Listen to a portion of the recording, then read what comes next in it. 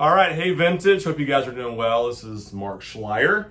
He's part of our leadership team here at Vintage and a part of our finance team also. And so he's here tonight to walk us through a quarterly report, and I'm excited to have this so you guys can be up to date, educated on what's going on financially at Vintage. And so with that in mind, talk about, in your perspective, how did Vintage do in the first quarter financially?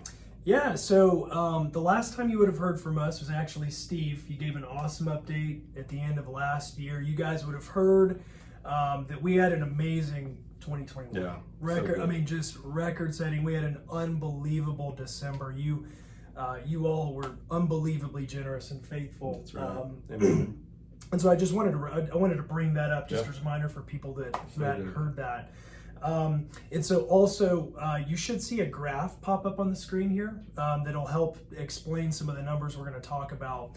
But typically what we see when we look at this graph, you'll see year over year, and you'll typically see each year that number getting higher and higher, the lines getting higher and higher. So you'll see 2022 with 2021 and 2020. And so what we see here though, Steve, is it's actually a little different than what we've seen and what we're accustomed to. For those of you that are looking at the graph and are observant, you'll notice that so far in 2022, we're actually behind not only last year, but actually 2 years ago as well. We're about $50,000 behind, which is around 30% relative to 2021, and then about $3,000 behind 2020 as well. So in general, we're actually not doing that great this year. Awesome. Good news, good news. So with that, talk about the impact that has on Vintage, just kind of give your perspective and the finance team. Yeah, absolutely. So we're going to pull up a new graph, a new image for you to see to reference this. So typically when we talk about giving, the next thing that we look at is then expenses. So what were the things that we spent on?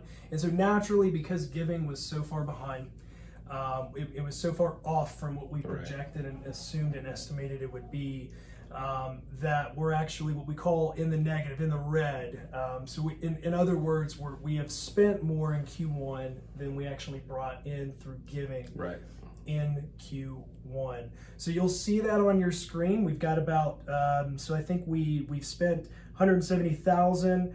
So that puts us about $35,000 behind in the red, if you will.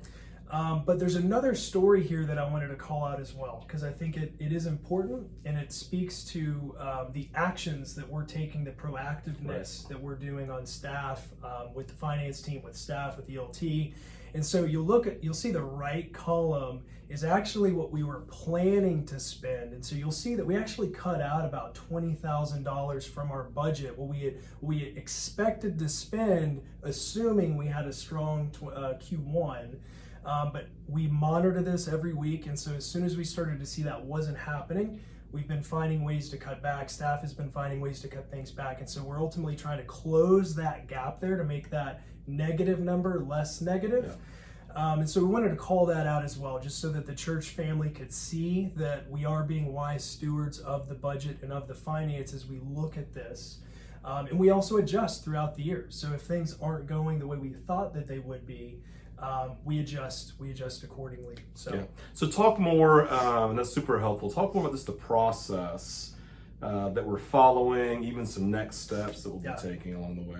Yeah, absolutely. So as far as finance team goes, we get a report every week. We look to see how did giving go last week, and then we compare that to previous weeks.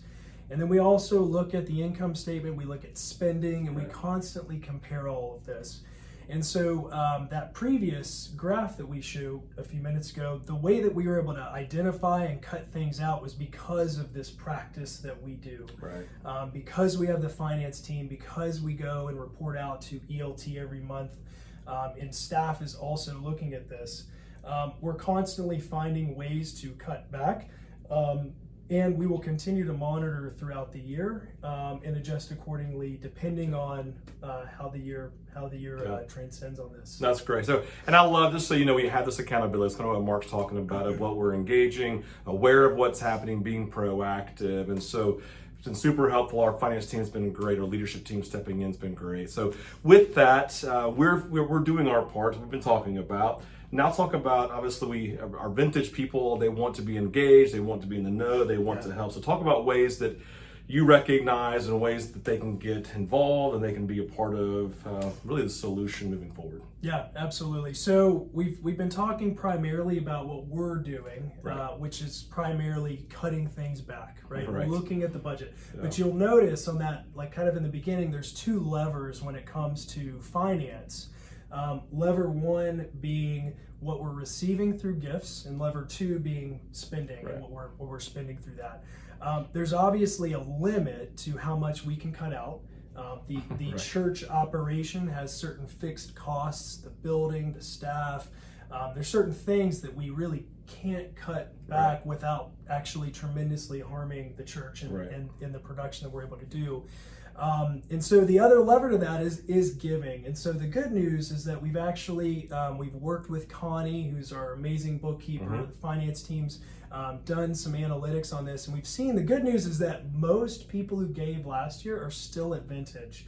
That's right. Which is super great. Which is super encouraging. Yeah. We think ultimately just transparency and awareness is the big thing. We just want you to know your giving, your tithing, your being faithful has a tremendous impact on the church in both directions. And so obviously we're on that other side right now where the lack of it certainly has an impact as well. But we're faithful that through this awareness, we have utmost confidence that through this awareness, the church body will recognize that and ultimately start tithing and giving and help us close that gap. Yeah, so that's great. So guys, that's it. I'm going to keep you in the loop. Again, we want you to be aware. We're aware. We're not worried, but we are praying. We're going to keep you in the loop. And again, as we get to the next quarter, we'll come back and do one of these again, just to keep you in the loop. So be in prayer. Again, as we always say, as you give it Vintage, we just simply say, you be faithful to God's leading, to God's calling in your life. And as you obey him, man, hey, that's awesome. And we're excited about it. So thank you. Thanks to Mark. Thanks to our finance team. Thanks to our leadership team being involved in this. We love you guys, and blessings on you, and we'll see you soon.